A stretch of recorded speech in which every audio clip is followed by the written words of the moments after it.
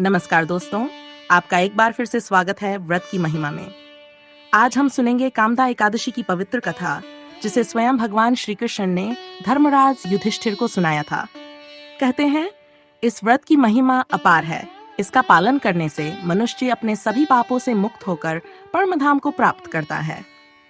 पुराणों में वर्णित है कि भगवान राम के पूर्वज राजा दिलीप ने भी इस व्रत की कथा गुरु वशिष्ठ से सुनी थी।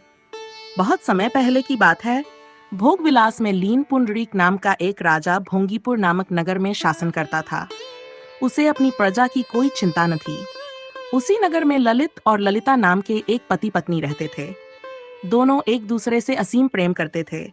ललित राजा के दरबार में संगीतकार था और अपनी मधुर स्वर लहरियों से सबको मंत्रमुग्ध कर देता था। एक दिन जब वह सभा में संगीत सुना रहा था, अचानक उसका ध्यान अपनी पत्नी की ओर चला गया। उसका स्वर लड़खड़ा गया। राजा पुंडरीक को यह अपमान सहन नहीं हुआ। क्रोध में आकर उसने ललित को राक्षस बनने का श्राप दे दिया। एक ही पल में सुरीले स्वरों वाला कलाकार एक भयावह मांसाहारी राक्षस बन गया। उसकी आंखों में प्रेम के स्थान पर हिंसा की ज्वाला जल उठी। जब ललिता ने अपने पति की यह दशा देखी तो वह फूट फूट कर रो पड़ी। उसकी दुनिया ही उजड़ गई थी। वह हर किसी से उपाय पूछती रही, लेकिन कोई समाधान नहीं मिला। अंत में दुखी मन से वह विंध्याचल पर्वत पर पहुंची, जहां महर्षि श्रृंगी का आश्रम था।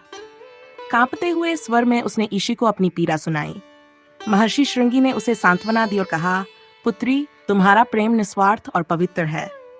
भगवान की भक्ति और सच्चे प्रेम से हर कठिनाई का समाधान संभव है। शुक्ल पक्ष की कामदा एकादशी का व्रत करो।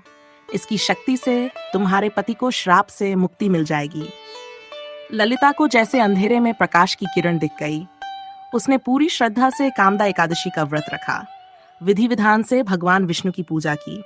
वह पूरी रात जाकर प्रभु का भजन कीर्तन करती रही। जब द्वादशी तिथि आई, उसने व्रत का पारण किया। उसी क्षण भगवान विष्णु की कृपा हुई और ललित की राक्षस योनि समाप्त हो गई। वह फिर से सुंदर, तेजस्वी मनुष्य बन गया। पति को अपने पुराने स्वरूप में देख ललिता की आंखों से खुशी के आंसू बह निकले। दोनों ने भगवान विष्णु का हृदय से आभार व्यक्त किया और जीवन भर उनकी भक्ति में लीन रहे। अंततः मोक्ष प्राप्त कर वैकुंठ को चले गए। तो दोस्तों, यह थी कामदा एकादशी की महिमा।